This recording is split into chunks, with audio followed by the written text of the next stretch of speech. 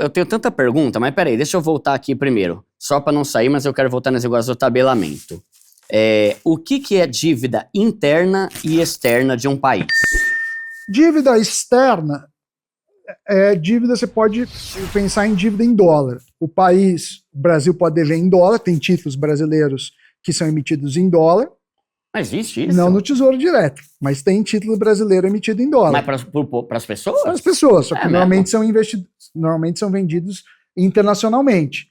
Quem compra esses títulos? Governos de outros países podem comprar, mas não é a maioria, fundos internacionais e pessoas físicas internacionais. Tá. Então, essa dívida que quebrou a Argentina. Porque assim, você estava devendo em dólar, mas você não pode imprimir dólar. Como é que faz?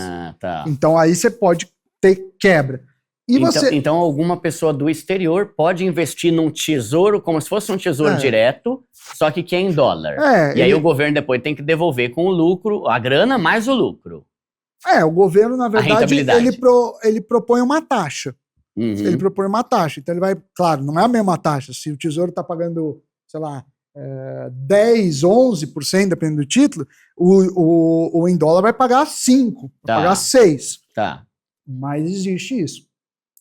E aí, obviamente, os investidores olham o risco. Então, sabe aquele negócio? Mudou o risco Brasil, não mudou o risco Brasil. Não... As agências de risco, que teoricamente são independentes, elas dão uma nota para cada governo. E uma nota para a dívida. Tá.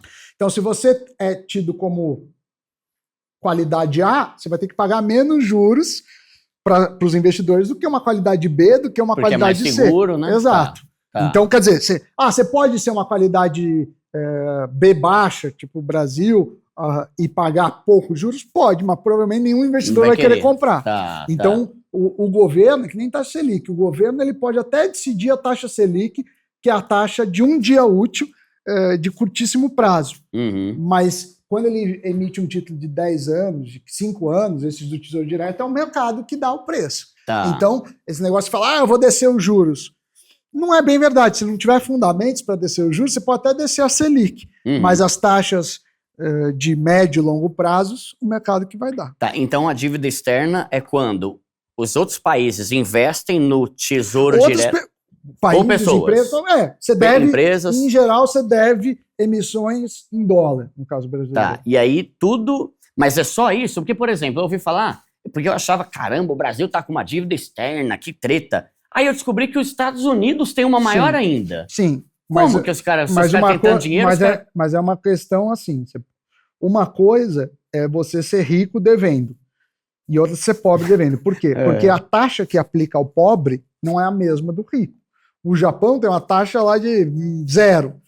Então, ele ficar devendo O problema do Brasil não é só a dívida, é a taxa que cresce a dívida. Imagine que o Brasil é o cartão de crédito, os Estados Unidos está devendo lá no BNDES, sabe? Então, esse é o problema. E outra coisa, que é a dívida, que isso também acho que você deve falar em algum momento, que é assim, eu estou devendo 100 mil. Uma coisa é uma pessoa que está devendo, mas que gera caixa todo dia. E que fala assim, esse dinheiro vai entrar. Outra coisa é uma pessoa que está devendo, pode até dever menos. Só que se ela está todo mês no negativo, ela não tem perspectiva de conseguir... um buraco cada vez mais profundo. De quitar. Então, quer dizer, a gente não pode comparar, por conta dos nossos gastos públicos, por conta do risco país, a nossa dívida com os Estados Unidos. Dá para comparar com o quê? Com a Argentina, com o México, com um país emergente, para não falar país pobre. País Quais emergente. são os países mais endividados? Estados Unidos, os mais ricos são bem endividados. Eu não tenho de cabeça, mas Estados Unidos é um dos maiores. Eles produzem muito, então tá de boa. E eles têm dívida taxa baixa também. Tá. E aí a dívida interna é o que o governo deve para quem investiu no Tesouro Direto? Isso. Só isso? Dívida interna, então, é basicamente sempre com o Tesouro Direto? Basicamente dívida de títulos que ele emitiu. Tá boa. Em reais, né, no caso. Tá.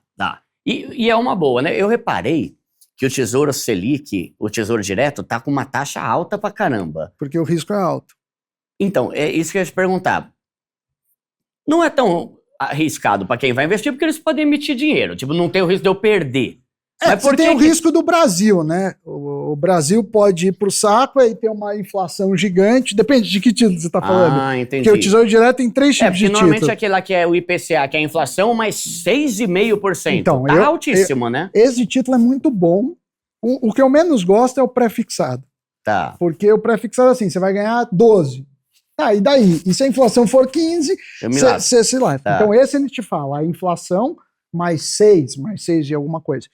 Esse só tem um problema, que você está supondo que a sua inflação está ligada à inflação oficial do país, que na média pode estar. Então, você está falando, ó, você vai ganhar, a gente vai medir o IPCA, que é a inflação oficial, a gente supõe que o IPCA é ok, que é calculado pelo IBGE, já teve no passado muitas dúvidas da idoneidade do IPCA, falando assim, não, é porque a metodologia, ele pode escolher uma metodologia que vou puxa pegar a sardinha porque eles querem. Posso pegar tais produtos que eu sei, mas enfim, e você está teoricamente recompondo o seu poder de compra e ainda ganhando 6%. Então é um bom título. Então, mas por que se você pegar no longo prazo, agora que faz 30 anos do Plano Real, os títulos públicos, o Tesouro Direto não tem há 30 anos, mas os títulos públicos têm até mais que isso. Os títulos públicos ganham da Bolsa. É mesmo? Fácil da Bolsa. Caramba.